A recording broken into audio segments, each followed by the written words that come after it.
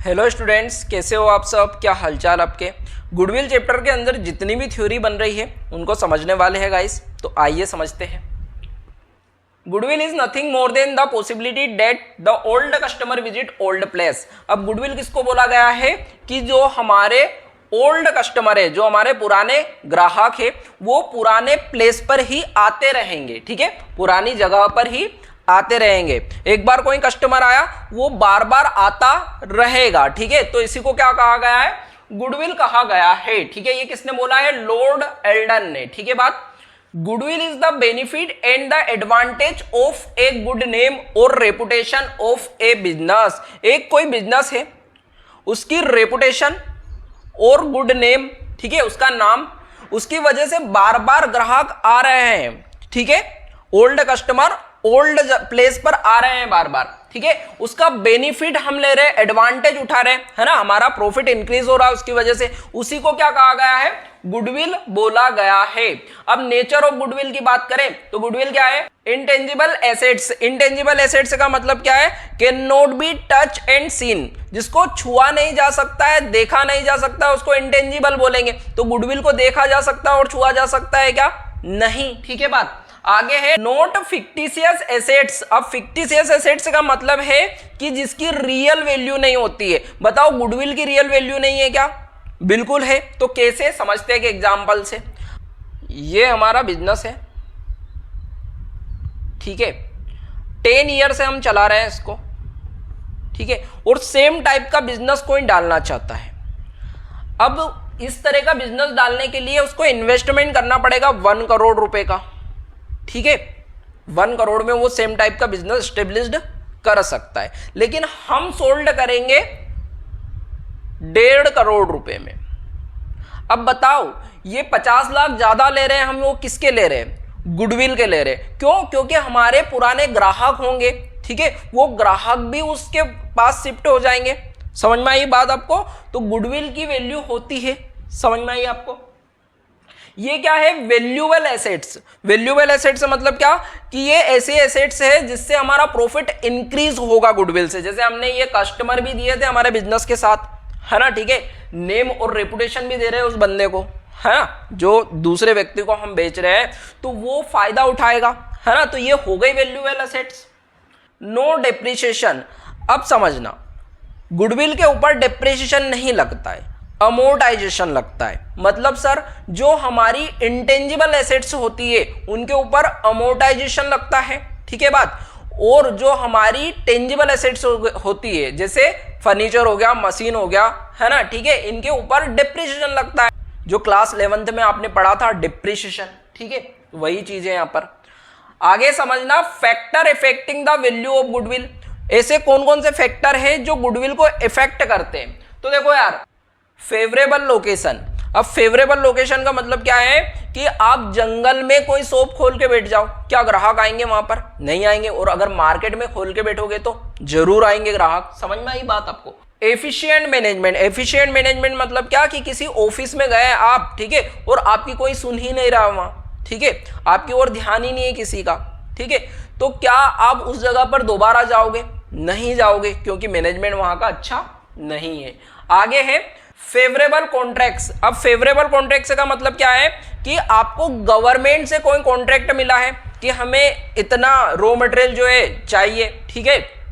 अब इसकी बात सबको पता चलेगी तो और ज्यादा कॉन्ट्रैक्ट बनेंगे आपके, है ना, और ज्यादा कॉन्ट्रैक्ट मिलेंगे आपको। आगे है एक्सेस ऑफ सप्लाई। अब एक्सेस ऑफ सप्लाई का मतलब समझना, मान लो 2 शॉप है, ए और बी, ठीक है, ए और बी।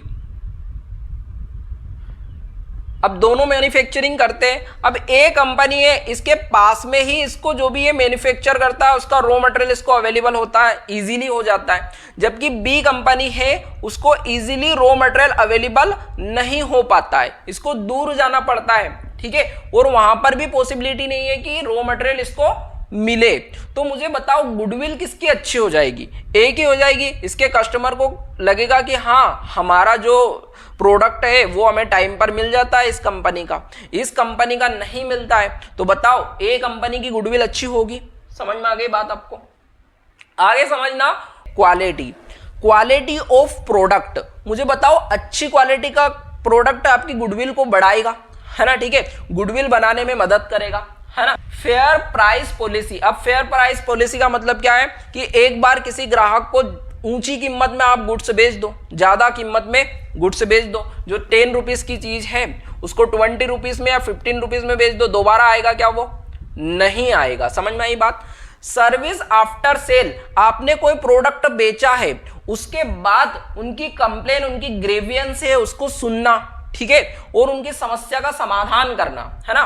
तो सर्विस आफ्टर सेल मतलब क्या हो गया कि आपने प्रोडक्ट बेच दिया है, उसके बाद भी आप सर्विस प्रोवाइड करवा रहे हो, ठीक है, उनकी शिकायत जो समस्या आ रही है उसका समाधान कर रहे हो, तो इससे भी गुडविल आपकी अच्छी होगी, बिल्कुल होगी, है ना। बिहेवियर ऑफ एम्प्लॉय, अब बिहेवियर ऑफ एम्प्लॉय का मतलब क्या कि जो आपके एम्प्लॉय है, जो आपके बिजनेस के अंदर काम कर रहे कर्मचारी लोग हैं, वो सभी लोगों की सुनते हैं, ठीक है, उनके ऊपर प्रॉपर अटेंशन देते हैं, तो आपकी गुडविल अच्छी होगी।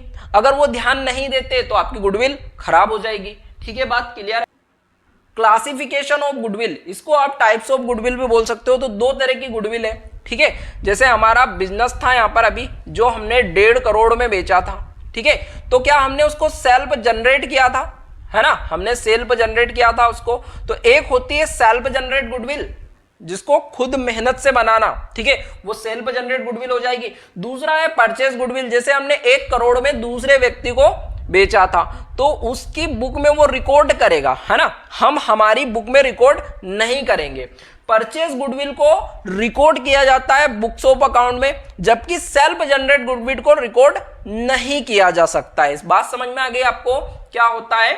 आगे समझना। Need for valuation of goodwill, goodwill की वैल्यू कब निकालेंगे हम, ठीक है, जैसे यहां पर गुडविल की वैल्यू कितनी थी? 50 लाख थी, ठीक है, तो इस वैल्यू को निकालना, तो कब कब वैल्यू निकालेंगे, ठीक है बात। देखो सेल्फ जनरेट गुडविल है हमारी, तो उसकी भी वैल्यू निकालेंगे या नहीं निकालेंगे? बिल्कुल निकालेंगे, है ना, ठीक है। तो वो वैल्यू कब कब निकालेंगे? जब चेंज इन PSR करना हो तो वैल्यू निकालेंगे। आगे है एडमिशन ऑफ न्यू पार्टनर, जब नए पार्टनर को एडमिशन दे रहे हो तो हमारी गुडविल की वैल्यू निकालेंगे और उससे हमारा हिस्सा मंगाएंगे। बताओ, मान लो ये 1.5 लाख रुपए थे, 2 पार्टनर थे A और B, है ना, तो इनके कितने 25-25 लाख आ रहे हैं, है ना। अब C आ रहा है तो उसने जो इन दोनों ने मेहनत करी है, सेल्फ जनरेट करी है गुडविल, क्या उससे आप हिस्सा मांगोगे गुडविल में?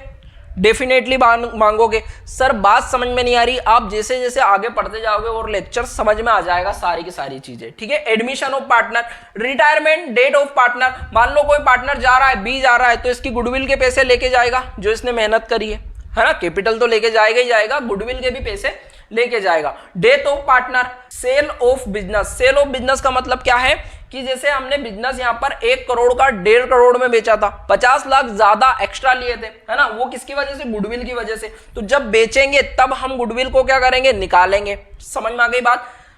अमलगमेशन ऑफ फर्म, जब 2 फर्म, है ना, A फर्म है हमारी मान लो और B फर्म है, ये दोनों क्या होना चाहिए? अमलगमेशन मतलब एक बिजनेस डालना चाहिए, अलग अलग ना करते हुए एक बिजनेस करना चाहे तो उसको बोलेंगे हम अमलगमेशन ऑफ फर्म। तो इस टाइम पर भी हम गुडविल की वैल्यू निकालेंगे, ठीक है बात। Methods of valuation of goodwill, goodwill निकालने की मेथड जो है, तो फर्स्ट एवरेज प्रॉफिट मेथड। अब एवरेज प्रॉफिट मेथड के अंदर 2 तरीके की मेथड है, simple average profit method, second है वेटेड एवरेज प्रॉफिट मेथड, ठीक है। सेकेंड हमारी सुपर प्रॉफिट मेथड, ठीक है, सुपर प्रॉफिट मेथड सीखेंगे हम। आगे है कैपिटलाइजेशन मेथड। अब कैपिटलाइजेशन मेथड के अंदर भी 2 तरीके से हम निकालेंगे, कैपिटलाइजेशन ऑफ एवरेज प्रॉफिट और capitalisation of super profit method. अब एक एक मेथड को अलग अलग वीडियो में हम पढ़ेंगे, ठीक है। तो समझ में आ गई आपको बात? ओके, थैंक यू, मिलते हैं नेक्स्ट वीडियो के अंदर।